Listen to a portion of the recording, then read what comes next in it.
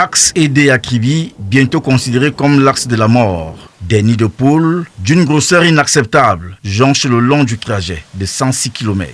Quand on prend l'axe Yaoundé jusqu'à Edéa, quand il faut prendre l'embranchement Edéa-Kribi, vraiment, il faut avoir un nouveau souffle. Il y a beaucoup de nids de route en route. Vous trouvez des véhicules qui entrent carrément dans le champ ou qui sont à côté, qui sont garés du fait qu'ils ne savaient pas qu'il y avait des nids de poules. Donc du coup, c'est très dangereux en fait. Concernant la route de Kribi, là, seul Dieu est au contrôle de tout. Parce que l'état de ces routes, ça ne ressemble vraiment pas au Cameroun. Le danger plane ici tous les jours lorsqu'il faut emprunter cette route qui sépare la ville d'Edéa à la cité balnéaire, la ville touristique Kribi, surtout en saison pluvieuse. Ça réduit la visibilité du chauffeur et ça couvre les nids de poules, ce qui rend vraiment le voyage difficile au conducteur. Parce que quand il pleut, ça devient alors plus qu'impraticable. La visibilité elle est réduite avec les trous. On est obligé d'aller tout doucement. Ces véhicules de transport interurbains rentrent en gare avec à son bord 30 passagers tous pris de panique. Ils ont frôlé le pire face à un gros porteur en essayant d'éviter ces crevasses.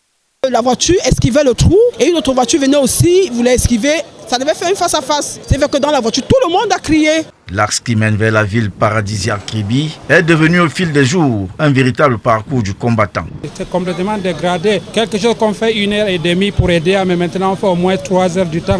C'est une distance normale d'1h45, mais on se retrouve parfois à faire 3 heures de temps. Parce que quand il pleut, ça devient alors plus qu'impraticable. Sur cet axe, il faut s'en remettre à l'Éternel pour espérer arriver à bon port. Les agences de transport et les propriétaires de véhicules sont devenus depuis quelques mois très fréquents chez les mécaniciens. Les pannes mécaniques, il y a les cylindres à couper, il y a les boulons coupés. Donc à tout moment, les mécaniciens même sont en train de se plaindre que mes chauffeurs, vous conduisez comment?